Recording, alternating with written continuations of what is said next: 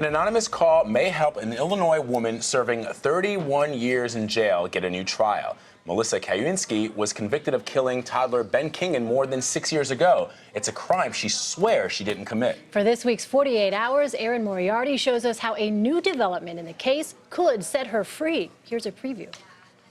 For more than 6 years, Melissa Calusinski, a young child care worker, has been incarcerated for a crime she says she didn't commit, killing a 16-month-old toddler, Ben Kingan, who had been in her care. I would never, ever hurt a child. I would never put my hands on anybody.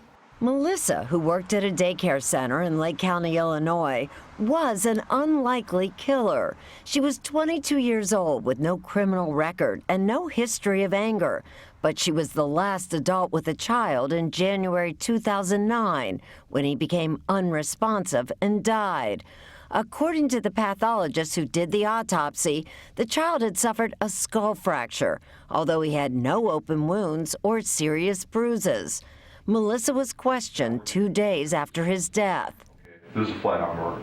In an intense and at times aggressive interrogation. Well, that story you're giving us is a load of Without her parents or any lawyer present, Melissa repeatedly denies hurting Ben. I had nothing to do with it. More than 70 times. But after 9 grueling hours, she admits to a terrible crime. You get mad at them and you throw them on the floor. You throw him on the floor? Yeah. Prosecutors Stephen Scheller and Matthew DiMartini had no trouble convincing the jury to convict her of first-degree murder. She became frustrated holding Ben. She threw him to the floor. You said you threw this baby down hard. Yeah. Did you, Melissa? I did not. I didn't throw him. They were putting the words in my mouth, so. But you didn't have to say it, I didn't. But see, they wanted me to say that so that we could all go home. But now, there's medical evidence that may show Melissa gave a false confession. Just last month, an anonymous call to Melissa's father led to the discovery of x-rays that were never seen at trial. Did you know these x-rays existed? Did not know they existed. The new coroner, Dr. Thomas Rudd, says these images show that Ben did not suffer a skull fracture. What's more, he believes the death was really caused by an old injury. This is not a normal-shaped skull of a 16-month-old child. Attorney Kathleen Zellner says the x-rays are a game changer. This is medical evidence that was withheld. I feel extremely confident she will get a new trial. And Erin Moriarty joins us now. Erin, just a stunning set of new developments. Walk us through that a little bit. Well, this is the whole reason to be a reporter, because, we had always thought there were problems with this case, but it wasn't until after the hour aired that there's this anonymous phone call that goes to Melissa's father, and he says, whoever it is, says there's a second set of x-rays. At trial, the only x-rays available were these unreadable x-rays. So the coroner, who had been elected after she was convicted, his office looked for it. They were right in the file, and there are 2 x-rays. They do not show a skull fracture. That was the whole case against her, that this child had a skull fracture.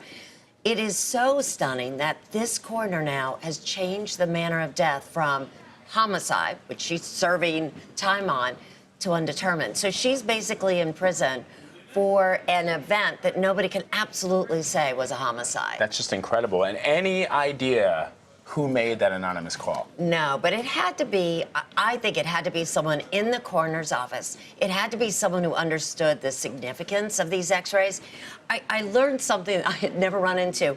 The fact that the head is round, it should have been oval. If it had been a normal baby's brain, it should have been oval. And instead, they call it like a light bulb effect. It looks like the cartoonish light bulb.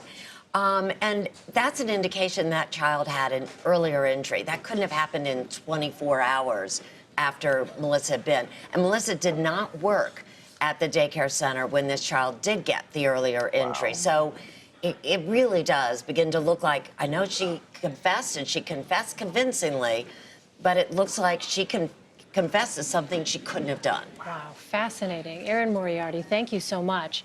And you can catch 2 48 Hours reports by Erin this Saturday. Blaming Melissa begins at 9, 8 Central. And right after that, The Girl Next Door airs at 10, 9 Central, only on CBS.